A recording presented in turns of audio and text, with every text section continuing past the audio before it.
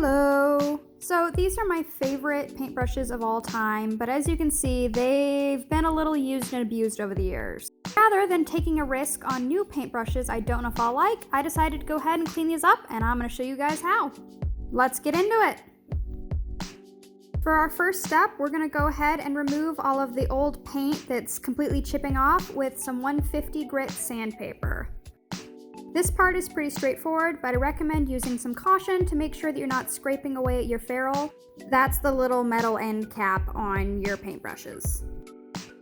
As I went through the process of sanding, I also tested each ferrule to see how well it was attached to the base, and any that were loose I went ahead and pulled off and reattached with this E6000 glue, just to make sure that they wouldn't be coming off on me in the future. Now that the paintbrushes are sanded and well attached, we're going to give them a quick wipe down so they're ready for their new coat of paint. Also, am I the only one that finds it slightly ironically funny to paint a paintbrush? No, just me? Okay. Since we're going to be using spray paint for the paintbrushes, it's especially important that we protect the ferrule and the head of the paintbrush.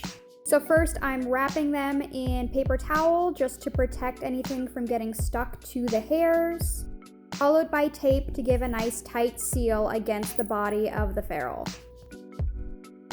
With a quick change of location, we are ready to start spraying, and I like to go ahead and do a layer of black before I do any metallics so that they really pop. I went with a metallic silver for my final color since that's what appeals to me, but obviously, whatever you want to choose, I'm sure it's going to look great. The sky's the limit. Round 2 for maximum coverage. And since I have a nasty habit of leaving my paintbrushes sitting in their water, which is really bad, by the way, in case you didn't know, I decided to finish all of them off with a few coats of clear to give it some extra protection against water damage. A quick skedaddle upstairs, and we are ready for some deliciously satisfying tape peeling. You're welcome.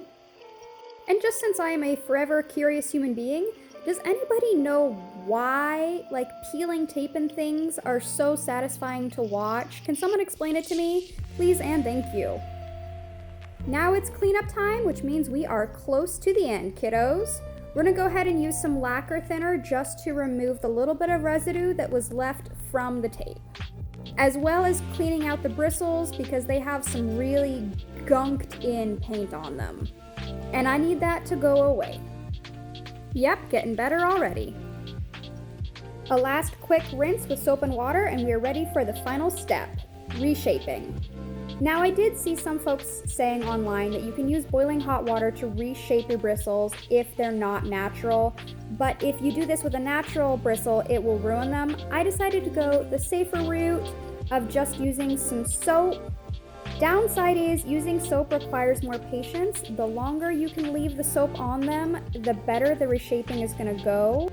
Upside is I can now say after about a month of use, the reshaping is still holding. And basically what I do is anytime I need to use a brush, I give it a quick swish in the water to getting the soap residue out, and then once I'm done using it, I give it a wash and I retreat it with the soap just to help it really hold its shape. And it is working excellently, my friends.